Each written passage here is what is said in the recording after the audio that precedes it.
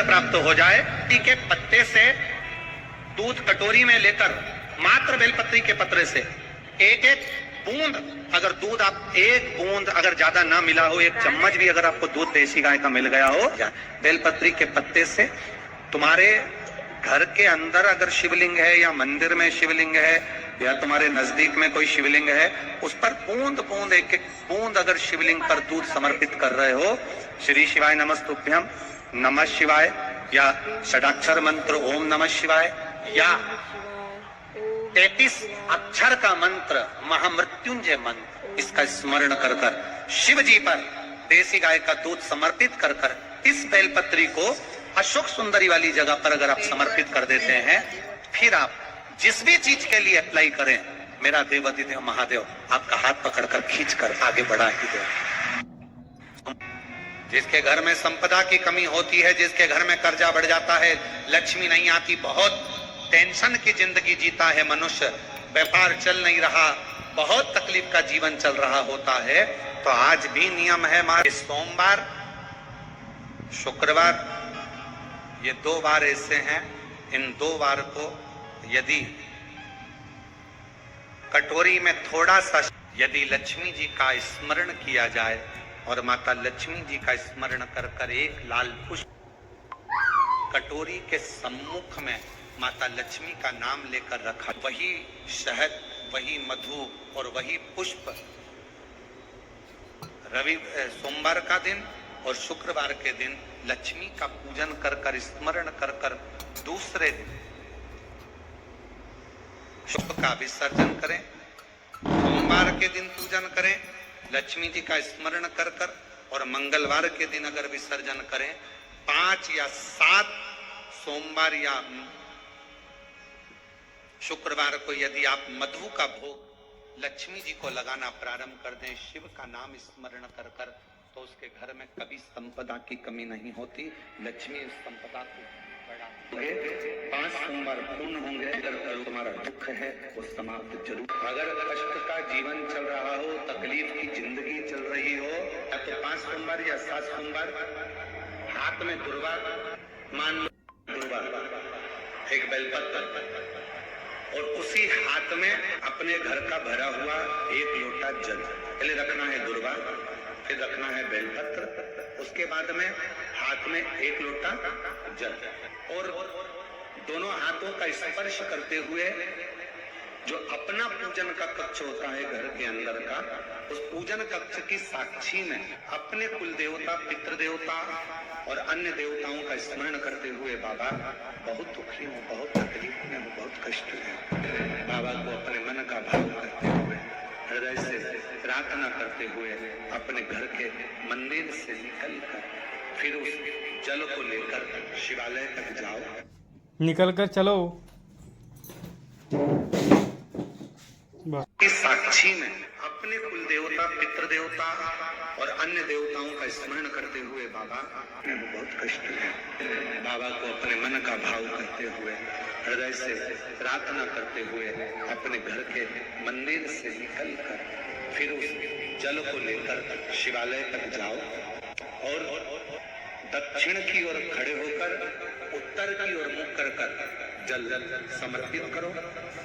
बेलपत्र और दुर्वा दोनों को अशोक सुंदरी वाली जगह पर चढ़ा दीजिए। अशोक सुंदरी की जगह तो सबको मालूम है ना, चढ़ा हुआ थोड़ा सा जल लेकर आओ, घर के दरवाजे पर उसका, अशोक सुंदरी की जगह तो सबको मालूम है ना, चढ़ा हुआ घर के दरवाजे पर उसका छींटा दे दो, लेपन कर दो, और बाबा से 5 बार नियम से आप दुर्वा, बेलपत्र और जल का प्रयोग अगर करोगे, 5 सोमवार पूर्ण होगा, तो तुम्हारा दुख है वो समाप्त जरूर होगा। सिर्फ सोमवार के दिन भगवान शंकर को अगर जल चढ़ाया जाता है, अनुभव होता है, पहुंची और एक प्रकाश नजर आ रहा है, स्वप्न में ऐसा लगा कि मंदिर में गई और एकदम उजाला दिखा, समझ लेना कि तुम्हारा दुख कोई बड़ा था, मेरा शंकर स्वप्न में आकर याद कर कर तुम्हें काट कर जा, हार चुके हम जिंदगी से, वो कटी नहीं रहा,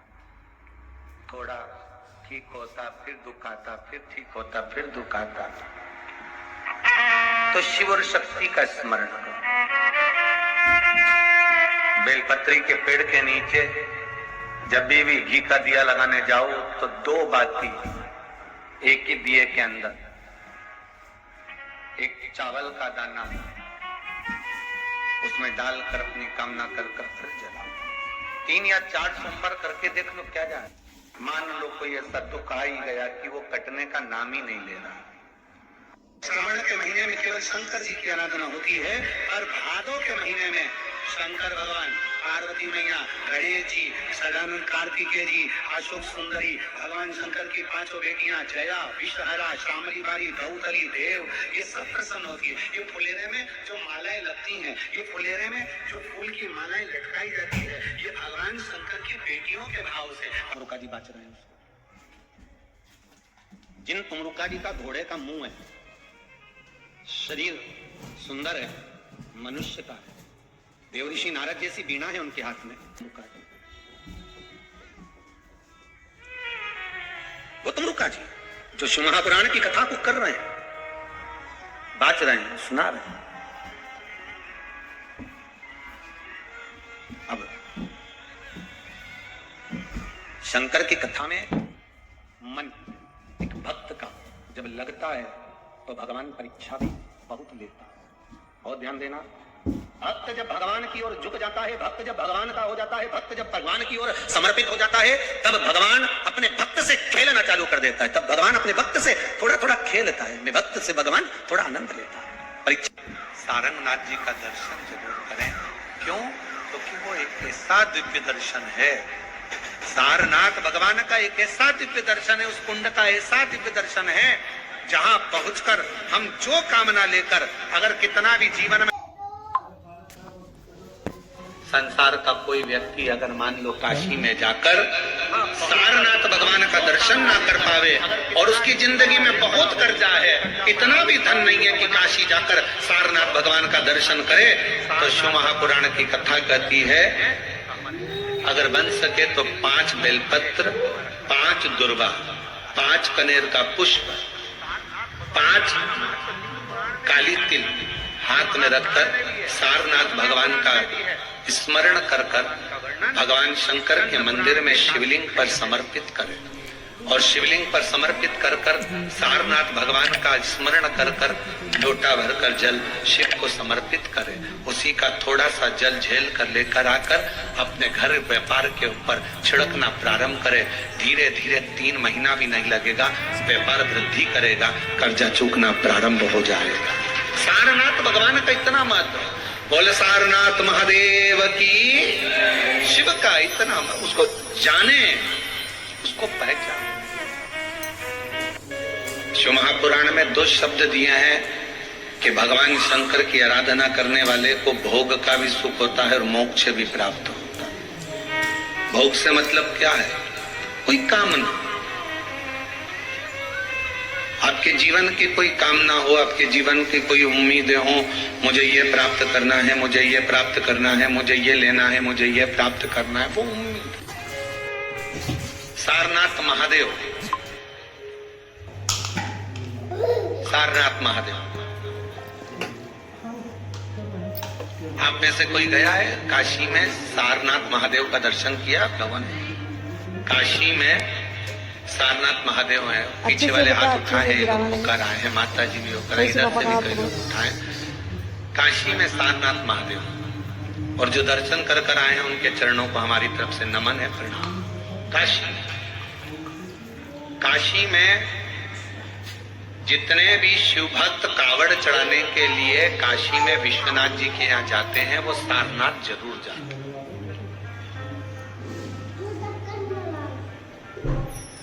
कौन है ये? कहा एक सारंग ऋषि काशी के नजदीक में रहते थे, भ्रमण किया करते थे, काशी के आसपास का घुमा करते थे। एक दिन सारंग ऋषि के मन में भगवान विश्वनाथ जी को दर्शन करने का भाव प्रकट हो गया।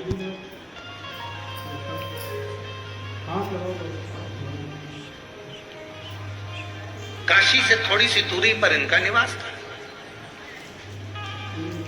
काशी में प्रवेश नहीं करते। अब भगवान शिव की आराधना कर रहे, साधना कर रहे, और काशी में फिर इनके मन में आया कि भगवान नहीं दर्शन दे रहे तो मैं काशी में जाऊंगा, पर शिव मुझे दर्शन दे, मुझे निमंत्रण दे तो मैं काशी में जाऊं। अब शिव महापुराण की कथा कितनी बड़ी बात कहती है।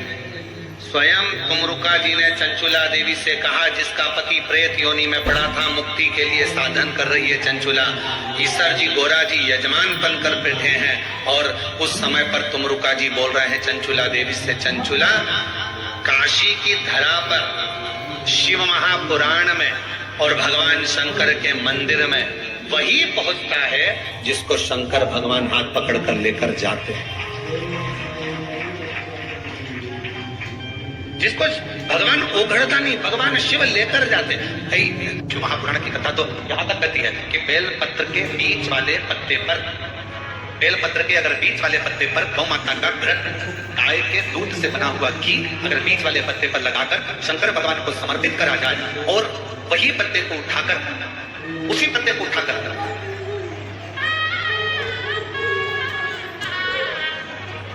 भगवान शिव जी का प्रतिवशिश्वर नाम लेकर अगर वही पत्ता उठाकर कोई बहुत नशे में धुत अगर व्यक्ति रहता है और उस व्यक्ति को प्रत्येक सोमवार को एक पत्ता गाय के घी का बीच वाली पत्ती पर लगाकर शिव को चढ़ाकर प्रतिवशिश्वर नाम भगवान का धारण कराकर उस पत्ते को वापस लाकर नशा करने वाले व्यक्ति को अगर ज्यादा से ज्यादा 11 सोमवार की अगर वो पत्ता खिला। शिव महापुराण तो यहां तक कहती है कि आपका कोई काम अटक रहा है, कोई काम नहीं हो रहा, बहुत परेशान हो गए, बहुत थक गए उस काम के लिए, सबके हाथ भी जोड़ लिए, सबके पास होकर आ गए, पर वो काम बढ़ ही नहीं रहा, तो निवेदन करते हैं घी के दिए में काली तिल डालकर सोमवार के दिन शंकर जी के मंदिर के सामने तुमरुका जी का नाम लेकर दिया लगाकर जिस काम को तुमने दुनिया के आगे कहकर देख लिया, कर देख लिया, नहीं हुआ, उस कार्य को एक बार दिया लगाकर निवेदन कर फिर जाकर देखना, काम आगे बढ़कर ही रहेगा, छूटेगा। कि शंकर पर जल चढ़ाने का क्या लाभ है। शिव महापुराण कहती है अगर एक दिन, शिव महापुराण की कथा कहती है सोमवार के दिन भगवान को अगर लोटा भरकर शिव को समर्पित करा जाता है तो घर में तेज लक्ष्मी प्राप्त होती है। पूरी दुनिया में केवल एक बेलपत्र का वृक्ष कैसा होता है जिस वृक्ष के नीचे माता लक्ष्मी शाम के समय पर बुआरी लगाने के लिए जाती है, झाड़ू लगाती है।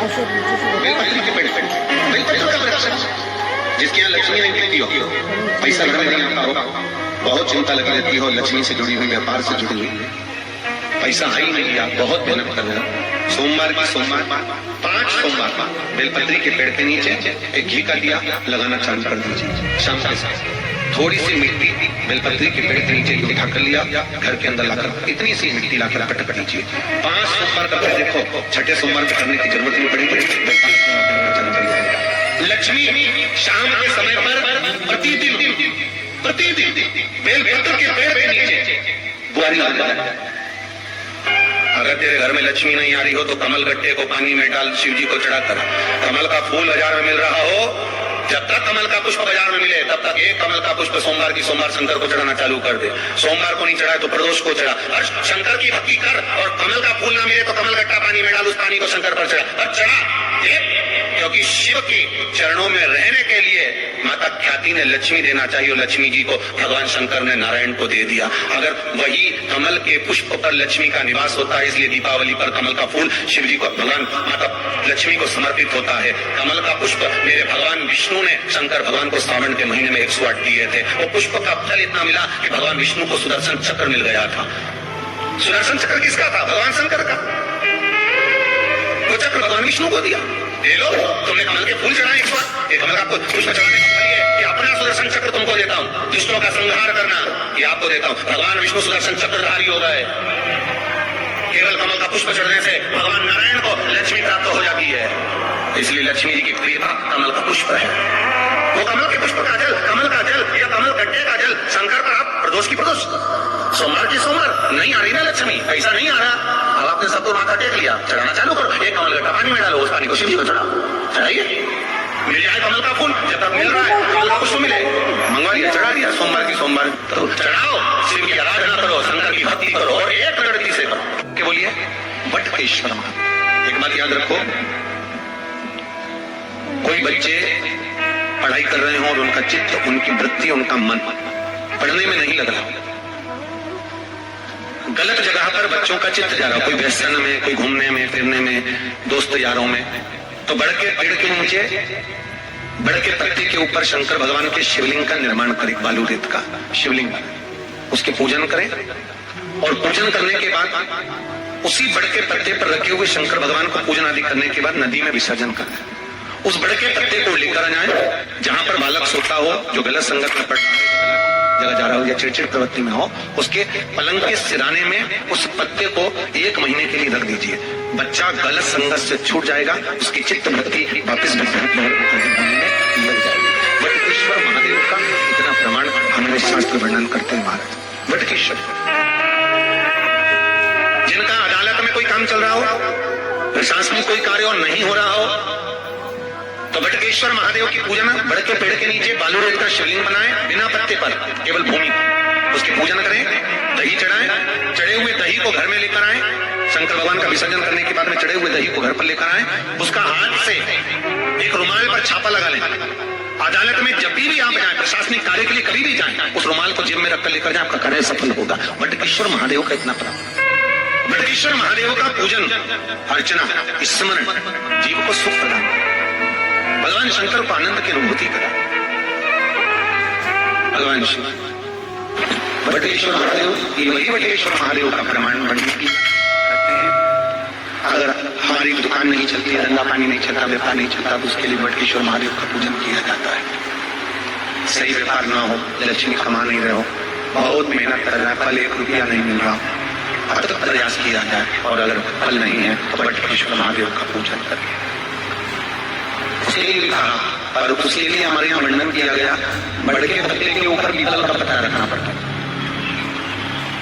और पीपल के पत्ते के ऊपर फिर खाकर का पत्ता, इन तीनों को रखकर बालू का शिवलिंग बनाकर केसर में चंदन घोलकर बटेश्वर महादेव का अभिषेक करते हैं पानी में घोल, और शिव को चढ़ाकर उसी केसर चंदन का जल और 5 पत्तों में 3 पत्ते जो आपने रखे उसमें से कोई भी एक पत्ता ले जाकर व्यापार वाले स्थान पर उसको रख दीजिए, उसी चंदन में, उसी केसर चंदन में मिला हुआ वो पत्ता चिपका हुआ।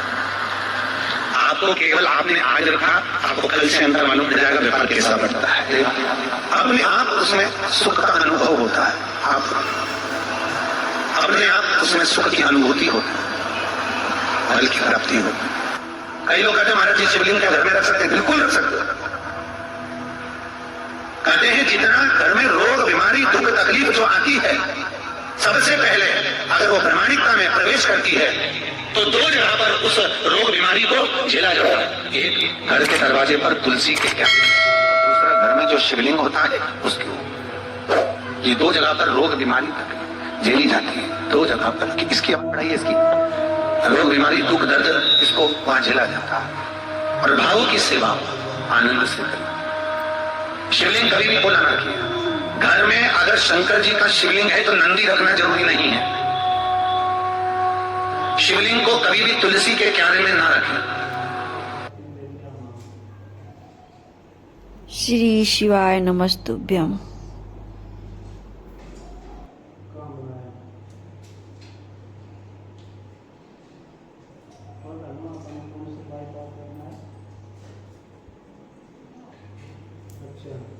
वो तो देर के टाइम है।